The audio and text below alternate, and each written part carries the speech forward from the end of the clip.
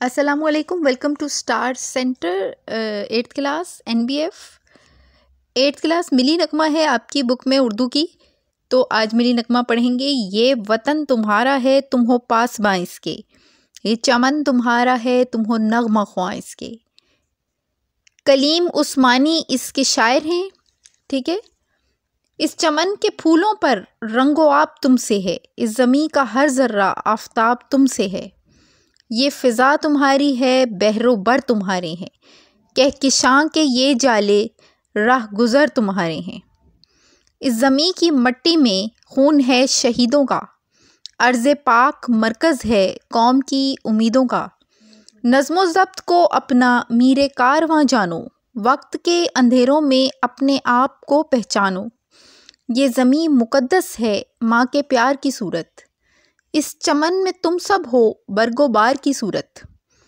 देखना गंवाना मत दौलते यकीन लोगों, ये वतन अमानत है और तुम अमी लोगों। मीरे कारवां हम थे रूहे कारवां तुम हो, हम तो सिर्फ उन्वा थे असल दास्तां तुम हो। नफ़रतों के दरवाज़े खुद पे बंद ही रखना, इस वतन के परचम को सर बुलंद ही रखना। ये वतन तुम्हारा है तुम हो पासबां इसके, ये चमन तुम्हारा है तुम हो नगमा ख्वां इसके। कलीम उस्मानी। बहुत ही खूबसूरत मिली नगमा आपकी किताब में 8वें नंबर पर है ये। तो हम इसके मायनी सबसे पहले करते हैं। इसके मायनी में आपका पासबान देखें, एक लफ्ज़ आ जाता है तो पासबान सबसे पहले हम देखते हैं कि ये वतन तुम्हारा है तुम हो पासबां इसके। पासबान का मतलब होता है मुहाफ़िज़, नगमा ख्वां तारीफ़ करने वाला। रंगो आब, रंगो आब से मुराद है रंग और रंगो अदब यानी खुशहाली तरक्की। ठीक है। इस ज़मीं का हर ज़र्रा आफताब तुमसे है, आफताब कहते हैं सूरज को। ठीक है। यानी इस ज़मीन का, इस वतन की मट्टी का हर ज़र्रा, हर बारीक से बारीक ज़र्रा मामूली सा सूरज की रोशनी में अगर चमकता है तो उसकी पहचान तुम्हारी वजह से है। ये फ़ज़ा तुम्हारी है बहरो बर तुम्हारे। बहरो बर, बर कहते हैं खुशकी को, जैसे कि आप बर्रे आज़म बोलते हैं तो उसमें जो बर का लफ्ज़ है इसका मतलब है खुशकी के टुकड़े। इसी तरह बहर बड़े समुंदर को कहते हैं। ठीक है। बहरो बर समुंदर और खुशकी तुम्हारे हैं, कहकशां के ये जाले राह गुज़र तुम्हारे हैं। ठीक है। ये गुज़रने के रास्ते। ठीक है। इस ज़मीं की मट्टी में खून है शहीदों का, अर्ज़ पाक ज़मीन को ही कहते हैं, पाक सरज़मीन। मरकज़ है कौम की उम्मीदों का। ठीक है। कि कौम की सारी उम्मीदें जो है ना वो अपने वतन की मट्टी पर, अपने वतन की सरज़मीन पर और इसके सलामत रहने पर होती हैं। ठीक है। अब हम इसकी ना पहले बंद की तशरीह करेंगे। ठीक है। और ये आपको मैं यहाँ तक करवाऊँगी, वक्त के अंधेरों में। ठीक है। अपना आप पहचानो। तो हम इसको करते हैं। नज़म का नाम मिली नगमा, शायर का नाम कलीम उस्मानी। इन अशार में शायर वतन से अपने मोहब्बत का इजहार करता है और अहले वतन से कहता है, ए लोगों ये वतन पाकिस्तान तुम्हारा वतन है और तुम इसके मुहाफ़िज़ हो, पासबान हो। ये वतन एक बाग की तरह है जिसमें रहने वाले परिंदे नगमज़न होते हैं, तरह तरह की बोलियां बोलते हैं। इस तरह इस वतन के लोग भी चमन के परिंदों की तरह हैं। इस चमन मुल्क के पाकिस्तान में रौनक इसके रहने वालों के दम से है। इसका हर एक ज़र्रा सूरज की तरह चमकने वाला है और वतन के लिए अपनी जान कुर्बान करने वाला है। शायर कहता है कि ऐ लोगों ये फ़िज़ा भी तुम्हारी है, समुंदर भी तुम्हारे हैं, खुशकी भी तुम्हारी है और इन सब से फ़ायदा हासिल करना, इनकी हिफाजत करना तुम्हारा फ़र्ज़ है। शायर कहता है, ए अहले पाकिस्तान, पाकिस्तान के रहने वालों, इस मुल्क के बनाने में बहुत सी कुर्बानियाँ देनी पड़ी हैं। हमारे आबाओ अजदाद ने खून की नदियाँ बूर की और इस मुल्क की हिफाजत में हमारे शहीदों का खून शामिल है। जो मट्टी में शामिल है और ये मुक़द्दस ज़मीन कौम की उम्मीदों का मरकज़ है। यानी हमारे वतन की जो मट्टी है ना, वो शहीदों के खून से लाल हो चुकी थी। इतने लोग इसकी खातिर जान कुर्बान कर गए थे, ठीक है, इस वतन को बनाने के लिए और इसे कायम रखने के लिए। जब तक ता क़यामत ये सरज़मीन रहेगी और जब तक रहेगी तब तक लोग कुर्बानियाँ देते रहेंगे, शहीद होते रहेंगे। तो शायर का मकसद है कि वो रुझान दिलाए नई नस्ल का इस तरफ कि आप भी उन्हीं लोगों की कुर्बानियों को याद रखें और ये याद रखें कि जज्बे हुब्बुल वतनी जो है ना, वो आपके अंदर कूट कूट कर भरा होना चाहिए, ठीक है। ये सारी नगमा लिखने का मकसद शायर का है दिल में वतन की मोहब्बत उजागर करना कि हमारा वतन पाकिस्तान जो है, उसकी इज़्ज़त, उसका वक़ार और उसकी सरबुलंदी जो है वो हमारी वजह से है, ठीक है। लिहाजा ये सब कुछ हासिल करने के लिए हमें नज़्म व ज़ब्त को अपना रहनुमा बनाना चाहिए, ठीक है। नज़्म ज़ब्त को अपना मीरे कारवां जन। मीरे कारवां से क्या मुराद है? कारवां कहते हैं काफ़िले को, मीरे कारवां, मीर कहते हैं काफ़िले में जो सबसे आगे होता है ना, जो सबको रास्ता दिखाता है, जिसके पीछे सारे काफ़िले के बाकी लोग चलते हैं, ठीक है। तो मीरे कारवां कारवान का जो सबसे आगे रहनुमा होता है, रास्ता दिखाने वाला, ठीक है। वक्त के अंधेरों में अपने आप को पहचानो। शायर कहता है कि जितनी मर्जी मुश्किलात आ जाएं, लेकिन तुम्हें ये याद रखना चाहिए कि तुम कौन हो और तुम अपने वतन के लिए क्या कुछ कर सकते हो, ठीक है। और इसके लिए तुम शहीदों की कुर्बानियों को सामने रखो, उनके वाक़यात को पढ़ो, उनके बारे में मालूम करो कि वो कैसे लोग थे, उनके कैसे इरादे थे, वो कितने पुख्ता अज़म के लोग थे जिन्होंने कुर्बानियाँ दी थी, ठीक है। इस सारे में आप फिर दूसरा स्टूडेंट्स ये याद रखिए, आपको देखना होता है कि आपकी तशरीह के लिए उन्होंने कितने अशार दिए हैं और उसमें वो कितनी डिटेल मांग रहे हैं, ठीक है। ये डिपेंड करता है कि आपको एग्ज़ाम्स में ये चीज़ किस तरह से पूछी जा रही है, ठीक है। अगर एक पूरा मुकम्मल बंद है और उसके मार्क्स फिर आपको देखने होते हैं कि अगर 10 मार्क्स का है तो याद रखिएगा कि तशरीह का ये है। अब बाज़ लोग बहुत लंबी लंबी कहानियाँ लिख देते हैं, ठीक है। टू दी पॉइंट, बा मकसद एक एक लाइन के एक एक लफ्ज़ को सही मायने के हिसाब से अगर आप लिख देते हैं तो आपके मार्क्स आ जाते हैं। लेकिन इतना भी मुख्तसर नहीं लिखना चाहिए कि आप उसकी रिक्वायरमेंट पूरी ना कर रहे हो। मिसाल के तौर पे अगर आपको 6 अशार इकट्ठे करके दिए जाते हैं, ठीक है, या 5 अशार इकट्ठे करके दिए जाते हैं, तो कम से कम आप 10 से 12 लाइनों की तो तशरीह उसकी लिखेंगे, ठीक है। तो कोशिश आपने करनी है कि लंबी लंबी कहानियाँ, इधर उधर की बातें लिखने के बजाय बिल्कुल टू दी पॉइंट इसके बारे में लिखें। ये ज़मीन मुक़द्दस है, माँ के प्यार की सूरत, इस चमन में तुम सब हो, बरगो बहार की सूरत, ठीक है।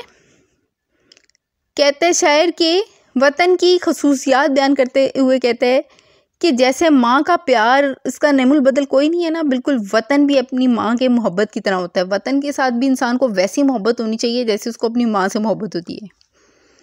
और इस मुल्क पाकिस्तान के तुम हिस्सेदार हो। और बरगोबार, बर्ग कहते हैं पत्ती को, ठीक है, फूल की पत्ती, ठीक है। बरगोबार फूल पौधे, ठीक है, फूल पत्तियों की तरह इस चमन में, यानी इस बाग में, ये जो तुम्हारे वतन का बाग है ना, इसको खूबसूरत बनाने वाले फूल पत्तियां जिनसे ये कोई चमन सजता है ना, वो तुम हो, यानी नई नस्ल। देखना गवाना मत दौलत यकीन लोगों। तो वो कह रहे हैं कि तुमसे जो पहली नस्ल है, यानी कि तुम्हारे बुज़ुर्ग जो हैं, उनको तुम पर जो एतमाद है, जो यकीन है, और यकीन महकम पक्का यकीन जो है, उसकी दौलत को ज़ाया मत होने देना और यकीन को बरकरार रखना। यकीन यही होता है ना कि अगर हम ठीक हैं, हमने अपनी नस्ल की सही परवरिश की है, तो ये भी आगे इस मुल्क की भागदौड़ को संभालेंगे, ये इस मुल्क को संभालेंगे, ठीक है। ये वतन अमानत है तुम अमी लोगों, और तुम जैसे कोई अमानतों को संभालने वाला होता है ना, इस तरह से ये वतन तुम्हारे पास अमानत है। तुमने अगली नस्ल को इसके बारे में अच्छी तरबियत देनी है और तुम इसको संभालने वाले हो, अमानतों को संभाल कर रखने वाले हो। मीरे कारवां हम थे, रूहे कारवां तुम हो। कारवां को रास्ता दिखाने वाले हम थे, ठीक है। लेकिन वो कहते हैं कि जिस तरह कायदे आज़म की क़यादत में हमें ये मुल्क हासिल कर दिया मिल गया, लेकिन इसकी असल रूह तुम हो, तुमने इसे तरक्की देनी है और आगे चलाना है। यानी उनके कहने का मकसद ये है कि पहले लोग तो कुर्बानियाँ देकर ये वतन तुम्हारे हाथों में देकर चले गए, अगर तुम मेहनत नहीं करोगे, तुम तरक्की नहीं करोगे, तुम तहकीक नहीं करोगे, तुम आगे नहीं बढ़ोगे, तो तुम इस कारवान को कैसे आगे चलाओगे। तुम इसकी रूह हो, रूह से मुराद यानी तुम में इसकी जान है, ये वतन तुमसे चलेगा, हम तो सिर्फ उन्वा थे, असल दास्तां तुम हो। शायर कहता है कि जिस तरह किसी चीज़ का उन्वान होता है ना, यानी हमने तो बात शुरू की थी, अब ख़त्म तुमने करनी है, ठीक है, आगे तुमने काम चलाना है। नफ़रतों के दरवाजे खुद पे बंद ही रखना, इस वतन के परचम को सर बुलंद ही रखना। शायर कहता है कि अगर तुम आपस में नफ़रतों से चलोगे और एक दूसरे से लड़ो झगड़ोगे तो फिर तुम लोग कभी अपना मकसद हासिल नहीं कर सकते।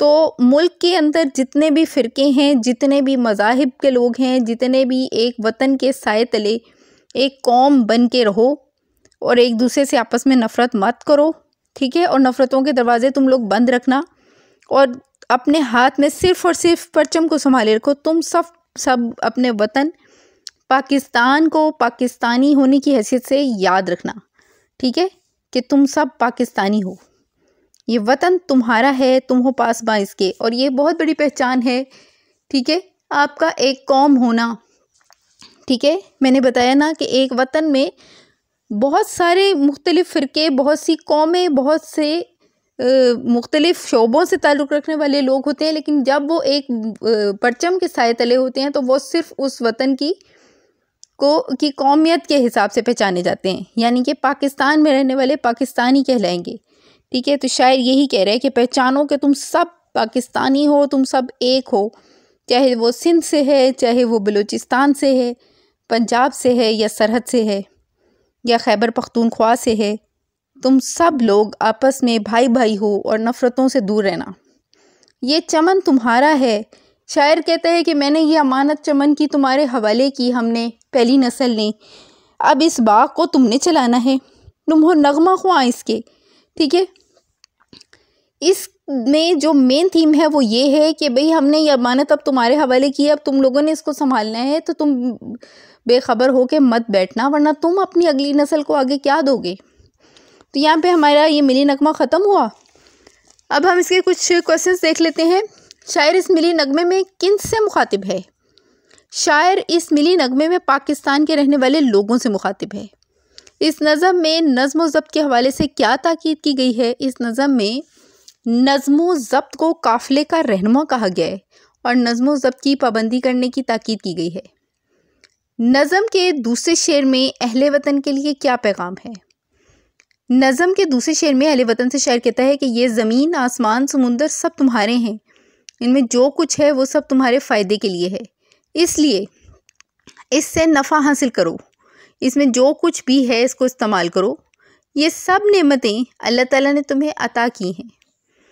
आसमान पर जो सितारों की कहकशां और रास्ते हैं, ये भी खुदा ने तुम्हारी रहनुमाई के लिए बनाए हैं, इनसे फ़ायदा हासिल करो, यही तुम्हारा फ़र्ज़ है, ठीक है। हम तो सिर्फ उन्वा थे, असल दास्तां तुम हो से क्या मुराद है। वही वाली बात फिर रिपीट हो रही है, ठीक है। इस मिसरे का मतलब है कि कायदे आज़म की क़यादत में मुसलमान रहनुमाओं ने पाकिस्तान हासिल करके अहले वतन को दे दिया।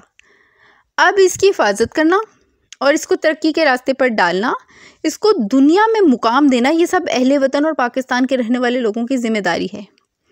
मुसलमान रहनुमाओं ने तो अपना फ़र्ज़ अदा कर दिया और एक मुल्क आज़ाद करा कर हमारे हवाले कर दिया। अब ये असल काम हमारे ज़िम्मे है कि हम कैसे पाकिस्तान को चलाते हैं और इसका कैसा इंतज़ाम करते हैं। परचम को सरबुलंद रखना से हमें क्या सबक मिलता है। परचम किसी मुल्क की इज़्ज़त व एहतराम का निशान होता है, इसे हर हालत में सरबुलंद रखना होता है। इस परचम की हिफाजत और सरबुलंदी के लिए अहले वतन में अपनी जानों का नजराना पेश करने की सलाहियत होनी चाहिए, लेकिन उन्हें चाहिए कि वो इस पर कभी आंच ना आने दें और इसे झुकने ना दें, ठीक है। लिहाजा इसे हमेशा आला औरफा रखने के लिए हर किस्म की कुर्बानी देने के लिए तैयार रहना चाहिए, ठीक है। फिर मिसरे मुकम्मल करने हैं तो यहाँ पे आ जाएगा आपका वक्त के, यहाँ पे आ जाएगा अंधेरों में। ये फ़िज़ा तुम्हारी है, बहरोबर तुम्हारे हैं। ये आप देख के भी हल कर सकते हैं, ये बहुत इजी एक्टिविटी है। ठीक है, अल्फाज मुतज़ाद हैं आपके। ठीक है, ज़बरदस्त, ज़बरदस्त किसे कहते हैं? ताकतवर को। तो इसका उलट क्या होगा? कमज़ोर। हाकिम, हुकूमत करने वाले को कहते हैं गुलाम, इसका उलट होगा। खुश्क का तर उलट होगा, मुतज़ाद यानी कि। नशेब का फराज, ठीक है, नशेबी कहते हैं निचली तरफ को। ठीक है, तो फराज से मुराद होता है बुलंदी, नाम भी होता है ना ये फराज, इसका मतलब होता है बुलंदी, ऊपर की तरफ जाने वाला। तारीख, रोशन। तूल, अर्ज़, अक्सर आपने सुने में होंगे, ये लफ्ज़ इकट्ठे भी आते हैं, तूल और अर्ज़।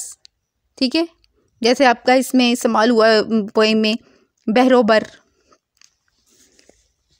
ठीक है, अब इसकी तशरीह मैंने आपको करवा दी। इसका मरकज़ी ख्याल क्या बनेगा? इसका मरकज़ी ख्याल ये बनेगा, कलीम उस्मानी का ये मिली नगमा अहले वतन के लिए है। शायर इस मिली नगमे में वतन को एक चमन से ताबीर करता है और अहले वतन को इसमें रहने वाले नगमा ख्वाह परिंदों से। इस मुल्क की फ़िज़ा, खुश्की और तरी सब अहले वतन के लिए है। इस वतन की मट्टी में शहीदों का लहू शामिल है, जिन्होंने इसकी हिफाजत के लिए अपनी जानों का नजराना पेश किया है। ये सारी बातें मुख्तसर करके लिखना, याद रखिएगा मरकज़ी ख्याल मुख्तसर होता है। ठीक है, असूली तौर पर जो असूल दिया जाता है बोर्ड की तरफ से, उसके हिसाब से तो मरकज़ी ख्याल बहुत छोटा सा होता है, यानी कि जैसे दरिया में कूज़े को बंद करना। यानी कि मिसाल के तौर पे आप पूरे चैप्टर या पूरी चीज़ का निचोड़ लिखते हैं और उसमें आप क्या करते हैं कि 3 से 4, बहुत ज़्यादा 1.5, 2, 3, 2.5 इस तरह से लाइनें लिखते हैं आप। ठीक है, खुलासा जो होता है वो थोड़ा सा लंबा होता है। खुलासे के बारे में हमेशा तरतीब याद रखिएगा कि खुलासे की तरतीब ये होती है कि वो आपके पूरे सबक का ना तीसरा हिस्सा होता है। ठीक है, इतना लिखा जाता है। जैसे मिसाल के तौर पे अगर आपकी 100 लाइनें हैं तो आप उसकी 3 हिस्से कर लेंगे। ठीक है, तो आप इस तरह से करेंगे, यानी कि तकरीबन 30-35 लाइनें लिख देंगे उसकी। मैं एक अंदाज़ा बता रही हूँ आपको। ठीक है, बताने का मकसद ये है कि आपको थोड़ा आसानी हो जाए। मुझे इजाज़त दीजिए, अल्लाह हाफिज़।